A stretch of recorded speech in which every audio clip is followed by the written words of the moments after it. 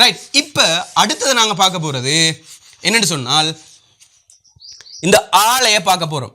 ஆளைன்றதை பார்க்க போகிறோம். ஆளை என்று சொன்னால் இப்போ நிறைய பேர் வந்து சிங்களம் படித்தாக்கள் சொல்லுவீங்க நிசா ஹிந்தா பயன்படுத்துறது ஆளை தானே சார், அப்போ இந்த ட எங்கே வருது அப்படின்ற ஒரு குழப்பம் இருக்கும், அப்படி தானே? ரைட். இந்த குழப்பம் எப்படி நீங்கள் குழம்ப தேவையில்லை. நான் உங்களுக்கு ஒரு சின்ன ஒரு விஷயம் ஒன்று சொல்கிறேன், கேட்டுக்கொள்ளுங்க. இப்போ ஏதாவது ஒரு காரணம் இருக்குதுன்னு சொன்னால், ஏதாவது ஒருத்தர் ஒரு காரணத்தினால என்று வரும்போது, ஒரு காரணத்தினால என்று வரும்போது அந்த ஆளைக்கு நாங்கள் நிசா ஹிந்தான்னு பயன்படுத்துவோம்.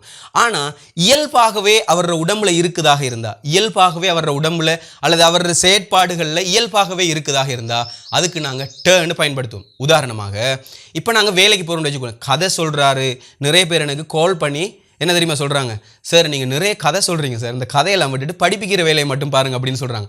படிப்பிக்கிறது விளங்கணுமாக இருந்தால் இந்த கதையை நீங்கள் கேட்டு தான் ஆகணும். ஏன்னு சொன்னால் தெளிவாக விளங்கணுமே, இல்லாட்டி நீங்கள் இந்த டேயெல்லாம் எங்கெங்கே பயன்படுத்துறது தெரியாமல் பயன்படுத்தி கொண்டு போவீங்க. இதனால நம்ம சிங்களம் பேசுகிறது பிழையாக இருக்கும். அப்போ நாங்கள் சரியாக கதைக்கணுமாக இருந்தால் அதை விளங்கணும், அது என்னன்றதை உணரணும். அந்த உணர்வை அவங்களுக்கு கொண்டு வரதுக்கு தான் இந்த சின்ன குட்டி கதைகளை சொல்கிறது, சரிதானே? ரைட். உதாரணம் தான் இது. கதைன்னு சொன்னால் பெரிய வேறு கதை, மற்றவங்களோட கதையில் நான் சொல்லலை, உதாரணமாக நான் சொல்கிறேன். உதாரணமாக இப்போ ஒருத்தர் ஆஃபீஸுக்கு போகிறாருன்னு வச்சுக்கொள்ளுங்களேன். ஒரு ஆஃபீஸுக்கு போகிறாரு, போகும்போது ஒருத்தர் நிப்பாட்டி வச்சு கதைச்சு கொண்டே இருக்கிறார், அவரை போக விடலை, கதைச்சு கொண்டே இருக்கிறார். இவர் லேட்டாக போகிறார். இப்போ லேட்டாக போகிறதுக்கு காரணம் யார்? இவர் தான் காரணம். அப்போ இவர் காரணம்ன்றதுனால ஒயா நிசா மம அதை பறக்குயலா ஆஃபீஸ் செகடகியா, ஒயா நிசா உங்களால், ஒயா நிசா உங்களால் மம அதை நான் இன்றைக்கு பறக்குயலா சுணங்கி அல்லது லேட்டாகி ஆஃபீஸ் செகடகியா லேட்டாக போனேன். ஏ நிசா அப்படி சுணங்கி போனது ஒரு காரணம் தானே. அப்போ ஏ நிசா அதனால மாவ ஆஃபீஸ் செக்கிங் ஐங்கரா என்னை ஆஃபீஸ்லேருந்து விலக்கிட்டாங்க, என்னை ஆஃபீஸ்லேருந்து விலத்திட்டாங்க, என்னை ஆஃபீஸ்லேருந்து விலக்கி விட்டுட்டாங்க, என்னை அதுலேருந்து என்னது கட் பண்ணி விட்டுட்டாங்கன்னு சொல்லும்போது மம மாவ ஐங்கரா ஆஃபீஸ் செக்கிங் ஐங்கரா என்னை அகற்றிட்டாங்க, என்ன அதில் விட்டு விளைத்திட்டாங்கன்னு சொல்லும்போது ஐங்கரான்னு சொல்லுவோம். ஏன் என்ன காரணம்? இவர் லேட்டாக போனது ஒரு காரணம், அது இயல்பு இல்லை, அது காரணம் தானே. காரணத்தினால ஏ நிசான்னு வந்திருக்கு அந்த இடத்துல. அப்போ ஒயா நிசான்னு ஏன் அவருக்கு வந்திருக்குன்னு சொன்னால் அவர் பிடிச்சி வச்சு கதைச்சது காரணம். அந்த காரணத்தினால காரணங்கள் தொடர்பாக ஆள வரும்போது நிசா அல்லது ஹிந்தான்னு பயன்படுத்தணும். ஆனால் இயல்பாக இருக்கும்போது, இப்போ உதாரணமாக இப்படி வச்சுக்கொள்வோமே, இப்போ ஒரு ஓட்டப்பந்தயம் இருக்குது. இந்த ஓட்டப்பந்தயத்தில் ஒரு 10 பேர் ஓடுறாங்க. இதில் ஒருத்தர் ஓடவே இயலாது, அவரோட இயல்பு அப்படித்தான். அவருக்கு என்னது ஓடுறதுக்கு காலில் கொஞ்சம் கஷ்டம், அப்படி பெரிய பிரச்சனை எல்லாம் இருக்குது. கஷ்டம்னு சொன்னால் அவரால் ஓட முடியாது, அது அவரோட இயல்பு தான் அது. அந்த இயல்பின் காரணமாக அவர் போக முடியாதுன்னு வச்சுக்கொள்ளுங்களேன். அந்த டைமில் ஒயாட்ட துவான்னபே உங்களால் ஓட முடியாது, ஒயாட்ட துவான்னபே ஏன்னா உங்களுக்கு இயலாது, அது உங்களோட இயல்பு, விளையாட்டா இயல்புன்றதுனால அது அப்படி. ஆனால் அவருக்கு ஒரு காயம் வந்து இல்லை கால் உடைஞ்சி ஏதாவது ஒன்று இப்போ ரீசெண்டாக ஏதாவது ஒன்று நடந்து அவருக்கு ஒரு காரணம் ஒன்று இருக்குன்னு சொன்னால் துவால நிசா ஒயாட்ட துவான்னபே, துவால என்ன காயம், துவால நிசா ஒயாட்ட துவான்னபே, துவால நிசாண்டா காயத்தினால அதுக்கு பிறகு வந்திருக்கிறது ஒயாட்ட துவான்னபே உங்களால் ஓட முடியாது. அவர் இயல்பாக மாறுது. அந்த இடத்துல உடைஞ்ச காரணம் அவருக்கு ஒரு இயல்பாக மாறுறதுனால ஒயாட்ட துவான்னபே. உதாரணமாக இப்படி வச்சுக்கொள்ளுமே, இப்போ நிறைய பேர் பாடுற திறமை இருக்கும், ஒரு சிலவங்களுக்கு பாடுற திறமை இருக்காது, விளையாட்டா எவ்வளவுதான் பாட்டு பாடினாலும் அது என்னது அவர் சும்மா கதை சொல்கிற மாதிரி தான் இருக்கும். அந்த ஒரு லயம் இருக்காது, ஒரு ஸ்ருதி இருக்காது, ஒரு தாளம் இருக்காது, எதுவுமே இல்லாமல் சும்மா நோமலாக பாடுறாருன்னு சொன்னால் கதை சொல்கிற மாதிரி இருக்கும், அவர் பாடுற மாதிரியே இருக்காது, அது அவரோட இயல்பு. ஒரு சிலவங்க இருக்கிறாங்க என்னென்னு சொன்னால் அதே மாதிரி பாடுவாங்க, என்ன மாதிரி விளையாட்டு தானே அழகாக பாடுவாங்க. அப்படி அழகாக பாடக்கூடியவங்க இருக்கிறாங்கன்னு சொன்னால் அது அவரோட இயல்பு, விளையாட்டு தானே. மேயாட்ட சிந்துக்கியான்னு புழுவாங்க, மேயாட்ட சிந்துக்கியான்னு பே இவரால் பாட முடியும், மேயாட்ட சிந்துக்கியான்னு புழுவாங்க, அது அவரோட இயல்பு, அவருக்கு காரணம் ஒன்றும் இல்லை, அது அவரோட இயல்பாகவே இருக்குது. அந்த இயல்பான தன்மை வரும்போது ஆள வரும்போது ட பயன்படுத்தணும். அப்போ இவரால் பாட முடியும், மேயாட்ட சிந்துக்கியான்னு புழுவாங்க, மேயாட்ட சிந்துக்கியான்னு பே இவரால் பாட முடியாது என்று அவரோட இயல்பு. அது எவ்வளவுதான் படிப்பிச்சாலும் எவ்வளவுதான் கோர்ஸ் போனாலும் எவ்வளவுதான் கற்றுக்கொண்டாலும் அவரால் முடியாது, அது அவரோட இயல்பு. அந்த மாதிரியான சந்தர்ப்பத்தில் மேயாட்ட சிந்துக்கியான்னு பே. ரைட். இன்னும் ஒரு உதாரணத்தை நான் சொல்கிறேன், அப்போ உங்களுக்கு இன்னும் கொஞ்சம் தெளிவாக இருக்குன்னு வச்சுக்கொள்ளுங்க. இப்போ ஒருத்தர் இருக்கிறார், ஒருத்தர் ஊமை, இன்னொருத்தர் கதைக்கக்கூடியவர். இப்போ 2 பேருமே பேசுகிறாங்கல்ல, கதைக்கிறாங்கல்ல. இப்போ ஏன் இவர் கதைக்கிறார்ல, கதைக்கக்கூடியவர் ஏன் கதைக்கிறார்ல அப்படின்னு சொல்லி நாங்கள் கேட்கும்போது இன்றைக்கு விரதம், அதனால் அவர் பேசாமல் இருக்கிறார். அப்போ விரதம் ஒரு காரணமாக இருக்குது, அவர் கதைக்காமல் இருக்கிறதுக்கு காரணம் விரதம், விளையாட்டு தானே. அந்த காரணத்தினால இவர் கதைக்கிறார்ல, அதை நோம்பின்னு எடுத்துக்கொள்ள நோம்பின்னு சொல்லுவாங்க. அந்த விரதத்துக்கு நாங்கள் நோம்பின்னு சொல்லுவாங்க. நோம்புன்னு சொல்கிறதுக்கு நோம்பின்னு சொல்லுவாங்க சிங்களத்தில். அப்போ நோம்பி நிசா என்னது அதை நோம்பி ஏ ஹிந்தா யா கதா கரண்ணே யா கதா கரண்ணே ஏ ஹிந்தா அல்லது ஏ நிசா யாட்ட கதா கரண்ண பே. அதனால் அவரால் என்னது கதைக்க முடியாது. இப்போ இவரால் கதைக்க முடியாது. ஏன்? அவர் ஊமை.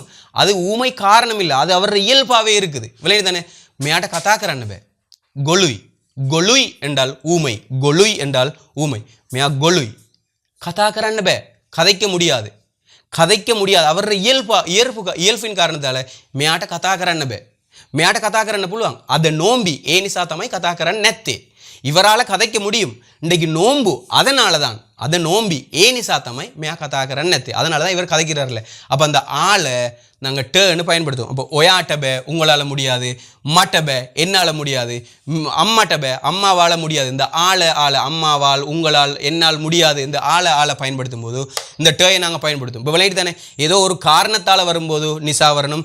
இயல்பாகவே அவருக்கு இருக்குதாக இருந்தால் அது லேன்னு பயன்படுத்தணும். அதே மாதிரி ட இன்னொரு டேயை வந்து நாங்கள் ஐன்னு பயன்படுத்துவோம். இது என்னன்னு சொன்னால் ஒயாட்ட என்ன கியூவா உங்களை வர சொன்னாங்க.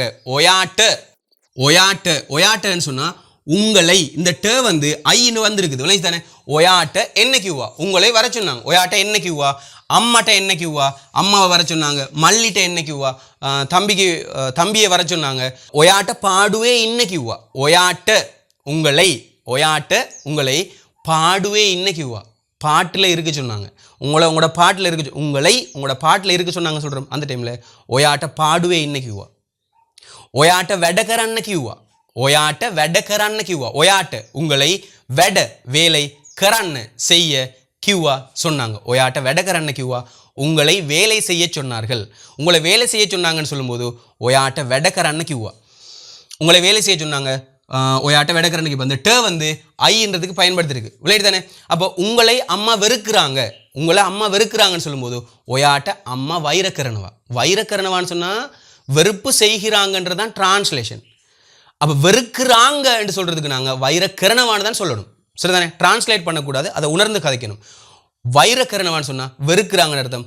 ஒயாட்ட அம்மா வைரக்கரணவா, அம்மா உங்களை வெறுக்கிறாங்க.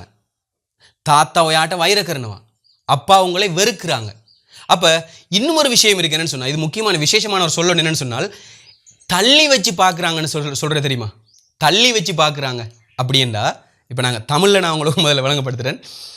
தள்ளி வச்சு பார்க்குறேன் எப்படின்னு சொன்னால் ஒரு வீட்டில் ஒரு 10 பேர் இருக்கிறாங்கன்னு ஒரு 4 பேர் இருக்கிறாங்கன்னு வச்சுக்கொள்ளுங்களேன். 3 பேருக்கும் அவங்களுக்கு தேவையான மாதிரி சாப்பாடு கொடுக்கறது, அவங்கள கவனிக்கிறது எல்லாம் அதே மாதிரி. ஆனால் இந்த ஒருத்தரை மட்டும் என்ன செய்யறது, அவங்களுக்கு கொடுக்குற மாதிரி சாப்பாடு கொடுக்கறது இல்லை, அவங்கள கவனிக்கிற மாதிரி இவரை கவனிக்கிறது இல்லை. அந்த சந்தர்ப்பத்தில் அவர் தள்ளி வச்சு பார்க்குறது தானே. அப்படி தான் நாங்கள் சொல்கிறோம். இந்த தள்ளி வச்சு பார்க்குறதுக்கு சிங்களத்தில் என்ன சொல்கிறது. இப்போ நிறைய பேர் இதை டிரான்ஸ்லேட் பண்ணும்போது தள்ளு குரலா தீயல பாலனவா அப்படியா, அப்படி இல்லை. வெனஸ்கம் கரணவா. என்னது வெனஸ்கம் கரணவா. எப்படி வெனஸ்கம் கரணவா நான் இங்கிலீஷ் எழுதி விடுறேன். வெனஸ்கம் கரணவான்னு சொன்னால் தள்ளி வச்சு பார்க்குறாங்க, உங்களை தள்ளி வச்சு பார்க்குறாங்க, என்ன தள்ளி வச்சு பார்க்குறாங்க. அப்படித்தானே. என்ன தள்ளி வச்சு பார்க்குறாங்க. மட்ட வெனஸ்கம் கரணவா, மாவ இல்லை மட்ட வெனஸ்கம் கரணவா. எனக்கு டிரான்ஸ்லேட் பண்ணினா இப்படி தான் வரும். என்னது எனக்கு தள்ளி வச்சு பார்க்குறாங்கன்றது அப்படி தான் வரும். அது எனக்கு வேறு மாதிரி வேறு தனம் செய்து பார்க்குறாங்கன்றது தான் டிரான்ஸ்லேஷன் வரும். ஆனால் என்னை தள்ளி வச்சு என்னை தள்ளி வச்சு பார்க்குறாங்கன்னு சொல்லும்போது மட்ட வெனஸ்கம் கரணவா. மட்டன்னு வரும்போது என்னை இன்று வரும். சரிதானே. மட்ட வெனஸ்கம் கரணவா என்னை தள்ளி வைத்து பார்க்கிறார்கள். மட்ட வைரக்கரணவா என்னை வெறுக்கிறார்கள். மட்ட பணினவா என்னை திட்டுகிறார்கள். என்னை திட்டுறாங்கன்னு சொல்லும்போது மட்ட பணினவா என்னை திட்டுகிறார்கள். சில இடங்களில் எனக்கு ஏசுகிறாங்க, எனக்கு திட்டுறாங்கன்னு வரும். சில இடங்களில் என்னை திட்டுறாங்கன்னு வரும். ஆனால் அதிகமாக நாங்கள் என்னை திட்டுகிறார்கள்னு தான் நாங்கள் சொல்லுவோம். அந்த டைமில் நாங்கள் சொல்கிறது என்னை மட்ட பணினவா, மட்ட வெனஸ்காங்கர்னவா, மட்ட வைரக்கர்னவா அப்படின்னு சொல்லி நாங்கள் என்ன செய்யலாம், பயன்படுத்தலாம். ரைட். அப்போ நாங்கள் இந்த டே வந்து இந்த ஐக்கும் நாங்கள் பார்த்துருக்குறோம். ரைட். அடுத்ததாக நாங்கள் பார்க்க போகிறது இடம். இது என்ன இடம் சார்? உங்களிடம், அம்மாவிடம். பிள்ளைடு தானே. ஓயா அம்மாட்ட கியான்னு அம்மாட்ட இந்த டே வந்து என்னதை குறிக்குது, இடம்ன்றதை குறிக்குது. அம்மாவிடம், அம்மாட்ட கியான்னு அம்மாவிடம் சொல்லுங்க. அம்மாட்ட கத்தாக்கறான்னு அம்மாவிடம் கதையுங்க, அம்மாவிடம் பேசுங்க. அம்மாட்ட கத்தாக்கறான்னு அம்மாவிடம் பேசுங்க. அப்ப அம்மாவிடம் ஒரு கார் இருக்குது அல்லது அப்பாவிடம் ஒரு கார் இருக்கிறது, அப்பாவிடம் ஒரு வாகனம் இருக்குதுன்னு சொல்லும்போது தாத்தට වාහනයක් තියෙනවා. அப்பாவிடம் ஒரு வாகனம் இருக்கிறது, வாகனයක් ஒரு வாகனம். அப்பாவிடம் ஒரு கார் இருக்கிறது, தாத்தට කාර් එකක් තියෙනවා. தம்பியிடம் ஒரு சைக்கிள் இருக்கு, ஒரு பைக் இருக்குது. மல்லிட்ட பைக் එකක් තියෙනවා. மல்லிட்ட பைக் එකක් තියෙනවා. தம்பியிடம் ஒரு பைக் இருக்கு. அந்த இடம் என்று சொல்லும்போது நாங்க மல்லிட்ட பைக் එකක් තියෙනවා. அம்மட்ட கதா කරන්න, அம்மாவிடம் கதைங்க. மට කියන්න, என்னிடம் சொல்லுங்கள். மට කියන්න, என்னிடம் சொல்லுங்க. ஓன பிரச்சனையாக் மට කියන්න.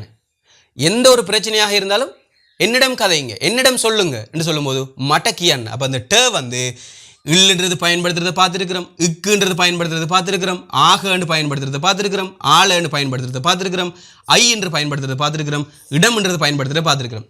இப்போ இந்த வீடியோ பார்க்கும்போது 2-3 தடவை பாருங்கள் திருப்பி சரிதானே.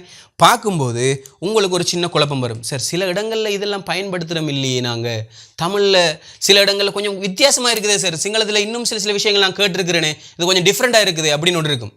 விளையாட்டு தானே, ரைட். உதாரணமாக இப்போ நாங்கள் கொழும்புக்கு போகிறோம்னு வச்சுக்கொள்ளுங்களேன். சில இடங்கள் நாங்கள் என்ன சொல்லுவோம், குழம்பட்டையானவான்னு சொல்லுவாங்க, அல்லது குழம்பையானவான்னு சொல்கிறாங்க. அப்போ ட வரலையே அந்த இடத்துல. இப்போ இது என்ன பிரச்சனை? அப்போ மட்ட தண்ணன்னு சொல்கிறாங்களே, எனக்கு தெரியாதுன்னு நாங்கள் தமிழில் சொல்கிறோம், எனக்கு தெரியாது. அப்போ நாங்கள் கதைக்கும் போது மட்ட தண்ணன்னு தானே சொல்லணும். ஏன் சிங்களாக்கள் மம தண்ணன்னு சொல்கிறாங்க? இப்போ நான் விருப்பம், இப்போ எனக்கு விருப்பம் என்று சொல்லும்போது மட்ட கெமத்தின்னு தானே சொல்லணும். ஏன் மம கெமத்தின்னு சொல்கிறாங்க? அது கொஞ்சம் வித்தியாசமாக இருக்குது. அப்போ இந்த ட, இந்த இக்கு பயன்படுத்தாத, விளையாட்டா, இந்த ட பயன்படுத்தாத, தமிழில் இக்கு பயன்படுத்தாத, சிங்களத்தில் ட பயன்படுத்தாத சில விஷயங்கள் இருக்குது. அந்த விஷயங்களை நாங்கள் அடுத்த வீடியோவில் டிஸ்கஸ் பண்ண போகிறோம் சரிதானே. அந்த வீடியோ வரும் வரைக்கும் ஒரு மாதிரி பிஸ்கட் எடுத்துகிட்டு வந்து பிளேன் ஒன்றை ஊற்றி அதில் தொட்டு கரைச்சி சாப்பிட்டு கொண்டு மெதுவாக பார்த்து கொண்டுருங்க. அடுத்த வீடியோவில் சந்திக்கிறேன். அனைவருக்கும் வணக்கம். சேலது நாட்டம் ஐபவான். எதிர்வரும் 25ஆம் தேதி நமது புதிய சிங்கள பாட வகுப்பு ஆரம்பமாக உள்ளது. இந்த வகுப்புகள் ஆன்லைன் மூலம் நடாத்தப்படும். சிறுவர் பெரியோர் அனைவரும் இந்த வகுப்புகளில் பங்கு பெற்றலாம். ஒரு வசனம் கூட சிங்களத்தில் தெரியாவிட்டாலும் பரவாயில்லை. 2 மாதங்களில் நான் உங்களை சிங்களம் பேச வைக்கிறேன். மேலதிக தகவல்களுக்கு வாட்ஸ்அப் மூலம் தொடர்பு கொள்ளுங்கள். 0777 484 456.